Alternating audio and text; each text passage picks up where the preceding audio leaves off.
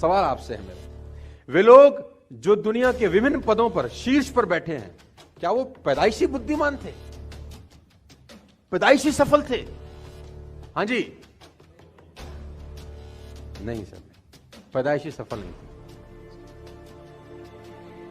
बुद्धिमान होने वाले काम किए उन्होंने जिससे बुद्धिमान हुए, सफल होने वाले काम किए जिससे वो सफल। मैं आपको एक नाम बताता हूं, उसका नाम है उस व्यक्ति का, और उसका नाम है Usain Bolt. 2008 Olympic, 2012 Olympic, 2016 Olympic, 100 metre, 200 metre, 400 metre gold medal है सर। 12 साल तक ओलंपिक में बादशाहत कायम करना, आप सोच नहीं सकते कितना डेडिकेशन चाहिए। और मैं आपको बता दूं, वो अपनी पूरी जिंदगी में प्रोफेशनली 5 मिनट से ऊपर नहीं दौड़ा है।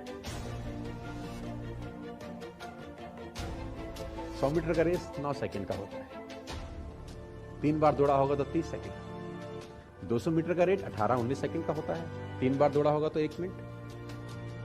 400 मीटर का रेस 36-35-40 सेकंड का होता होगा, 3 बार दौड़ा होगा तो 1.5 मिनट। टोटल कर ले तो 5 मिनट नहीं बनता। यानी वो परफॉर्म 5 मिनट भी नहीं किया, लेकिन उसके पास इतने पैसे हैं जो आप सोच नहीं सकते। लेकिन उस 5 मिनट की परफॉर्मेंस के पीछे हजारों घंटे की मेहनत थी सर, हजारों घंटे की ट्रेनिंग्स थी। प्रैक्टिस क्या होती है जानते हैं? एक ही काम को बार बार करना। कितनी बार करना जानते हैं? जब तक आने ना लग जाए, जब तक। बड़े बड़े उदाहरण हैं। ऑस्ट्रेलिया इंडिया के मैच में ब्रेड हॉग ने सचिन तेंदुलकर को बोल्ड मार दिया। मेरी बात ध्यान से सुनिएगा। एग्जाम्पल बड़ा छोटा है, मर्म बड़ा है। एग्जाम्पल यद्यपि छोटा है, मर्म बहुत बड़ा है। इंडिया ऑस्ट्रेलिया के मैच में ब्रेड हॉग ने सचिन तेंदुलकर को बोल्ड मारा इन 2007। तेंदुलकर जब लौट के पेविलियन जाने लगा, ब्रेड हॉग के लिए बहुत बड़ा अचीवमेंट था, क्योंकि ब्रेड हॉग अभी नया था, नौसिखिया था 12 साल पहले, और तेंदुलकर का विकेट लेना अपने आप में बहुत बड़ी अचीवमेंट थी किसी बॉलर के लिए। उसने बोल्ड मारा सचिन तेंदुलकर। मैच खत्म होने के बाद ब्रेड हॉग वो बॉल लेके as a souvenir Sachin Ramesh Tendulkar के पास गया, और उसने तेंदुलकर को बोला, सर आप इस पे ऑटोग्राफ दीजिए, मेरी जिंदगी का बहुत सुनहरा दिन है आज, कि आज मैंने आपको बोल्ड किया है। बड़ी खुशी खुशी में वो बॉल लेके गया एक ऑनर के साथ, और तेंदुलकर ने उसके ऊपर लिखा, ये दिन तेरी जिंदगी में फिर कभी नहीं आएगा। ये दिन तेरी जिंदगी में फिर कभी नहीं आएगा। और मैं आपकी जानकारी के लिए बता दूं, जब तक ब्रेड हॉग और तेंदुलकर इसके बाद खेले, कम से कम 30-35 एनकाउंटर हुए उनके, टेस्ट मैच में, वनडे में, T20 में, इवन IPL में। ब्रेड हॉग तेंदुलकर की विकेट नहीं ले सका था। ब्रेड हॉग तेंदुलकर की विकेट नहीं ले सका। मैं ये कहानी आपको क्यों सुना रहा हूं? मैं आपको कहानी ये इसलिए सुना रहा हूं कि उसने जब बॉल पे लिख दिया होगा ना कि ये क्षण तेरी जिंदगी में फिर नहीं आएगा, ये जाने के बाद वो बियर नहीं पी रहा होगा, पॉपकॉर्न नहीं खा रहा होगा, बर्गर, सैंडविच, डोसा नहीं खा रहा होगा, एक चीज कर रहा होगा। क्या कॉन्फिडेंस रहा होगा एक लाइन लिखने के बाद। लिख दिया, अब उसको प्रूफ करना है, उस जैसा बन जा, उस लाइन को प्रूफ करने लायक बनना है उसको। कितनी प्रैक्टिस करी होगी कि इज्जत खराब ना हो जाए। आज आप लिख दो कि अगले 3 साल में इस बिजनेस से मैं 5 करोड़ कमाऊंगा, और उस लाइन को प्रूफ करने के लिए अपने आप को जला दो। आप लिख दो और फिर उस लाइन को प्रूफ करने के लिए अपने आप को, मैं कहता हूं, जला डालो। लेकिन रियलिटी क्या है? एक तरफ दर्द है, एक तरफ मजा है। तो हमारा माइंड किसको चूज करेगा? मजे को चूज करेगा, दर्द को छोड़ेगा। लेकिन जो आपकी जिंदगी बनेगी, फ्यूचर बनेगा, वो बनेगा दर्द को सह सह कर। No pain no gain.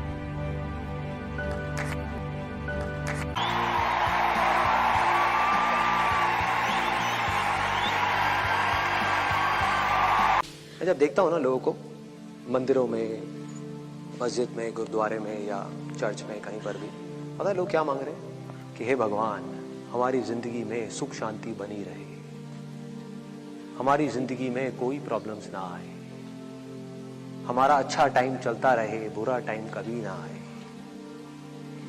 यही चीजें मांगते हैं हम। लेकिन हम लोग इस बात को समझ नहीं पा रहे, हम देख नहीं पा रहे कि हमारी जिंदगी की जितनी भी मुश्किलें हैं उसकी जड़ ही यही है कि हम मुश्किलें नहीं चाहते, हम उन मुश्किलों को फेस नहीं कर रहे, हम उन मुश्किलों से डर रहे हैं। हो क्या रहा है कि हम मांग रहे हैं कि हमारा टाइम अच्छा चलता रहे, हमारे घर में सुख शांति बनी रहे, किसी की हेल्थ की कोई प्रॉब्लम ना हो, लक्ष्मी भी आती रहे जाए नहीं।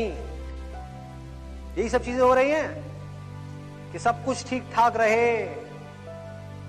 क्या ये पॉसिबल है?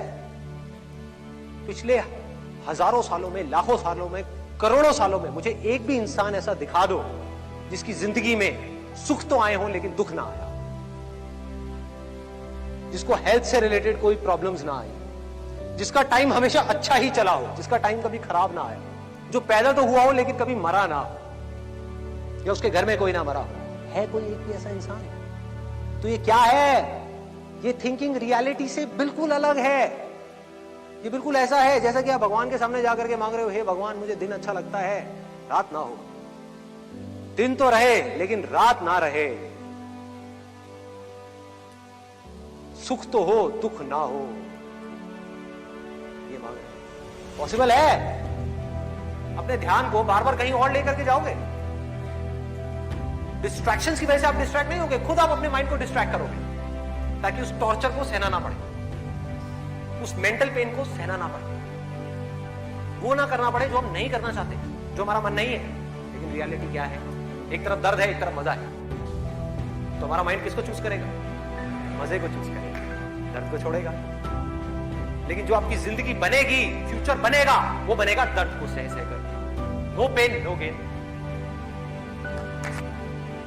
और एक बेसिक सी चीज समझनी है कि जो भी इंसान इस दुनिया में कुछ भी कर रहा है, चाहे वो स्टूडेंट हो, चाहे वो कोई भी हो, वो क्यों कर रहा है? क्यों कर रहा है? वो कर रहा है मजे के लिए, खुशी के लिए, एब्सोल्युटली प्लेजर के लिए। और दूसरी चीज वो कर रहा है अपने पेन को अवॉइड करने के लिए। कि जिन चीजों में दर्द होता है कि किसी तरह से वो दर्द ना सहना पड़े, मजा आता है। ये पूरा पूरा जाल है, इस जाल को काटना है किसी तरीके से, इस जाल में से निकलना है। ये भूल भुलैया है। ये आप कर वो रहे हो जो आपके लिए अच्छा नहीं है, करना वो चाहिए जो अच्छा है, लेकिन उसमें मजा नहीं है। और जो अच्छा नहीं है, मजा सब उसी में है। दुनिया बाद में बदलेगी, पहले आपकी जिंदगी बदलेगी। सबसे पहले दुनिया को आप तब तक नहीं बदल सकते जब तक खुद को नहीं बदलेंगे। एक बार अंदर ये पनप गया ना, तो मुझे भी कुछ ऐसा करना है यार, कुछ तो करना है, हौसला बनना है दुनिया के लिए। चाहे कुछ लोग ही मेरे को देख करके इंस्पायर हो, कुछ करना है। ऐसी थोड़ी आया और चला गया, क्या है? कुछ करना है। The more you do it, the more you will get energy to make the impossible possible. कौन रोक रहा है आपको खुल करके आगे आने से? कौन रोक रहा है? कोई नहीं, आप खुद। आपके खुद के अंदर का ये डर आपको आगे बढ़ने से रोक रहा है। आपकी अनरियलिस्टिक एक्सपेक्टेशंस आपकी जिंदगी की सारी प्रॉब्लम की जड़ है। तो अगर इस जाल को काटना है, इससे बाहर निकलना है, तो उसका क्या रास्ता है? बहुत आसान है, बहुत आसान है। अगर आप करना चाहोगे, अगर आप मुझसे पूछोगे मैं उससे क्या मांगता हूं, तो वैसे तो कुछ भी नहीं मांगता, लेकिन अगर मांगना पड़ जाए, आप लोग भी कहने लगे कि ये मांगो, तो मैं जा करके मंदिर में या कहीं पर भी गुरुद्वारे में जा करके उससे मांगूंगा कि हे भगवान, तूने मुझे जितना दर्द देना है दे। और पूरे दिल से मांगूंगा, दिखाने के लिए नहीं, बोलने के लिए नहीं, अपने अंदर से, आत्मा से मांगूंगा कि तूने मुझे जितना दर्द देना है दे, जितने दुख देने हैं दे, जितनी मुश्किलें देनी है दे, लेकिन इसके साथ साथ में उस दर्द को सहने की ताकत दे कि मैं डर करके भागू नहीं, कहीं जा करके बिल में छुपू नहीं एक चूहे की तरह। हम क्या करते हैं जब हम अपने लिए सब कुछ अच्छा अच्छा मांगते हैं? पता है हम क्या कर रहे हैं? रियलिटी को नहीं देख रहे। क्या कर सकते हो? अपने आप को स्ट्रांग बना सकते हो या डर करके बिल में छुप सकते हो। मैंने क्या चूज किया? स्ट्रांग बनाना है। दे दे जितना दर्द देना है, इस पूरी दुनिया का दर्द देना है, दे दे, साथ में शक्ति दे दियो, ताकत दे दियो उस दर्द को सहने की। सहूंगा ना, क्या दिक्कत है? तू है ना मेरे साथ। इसको विश्वास बोलते हैं।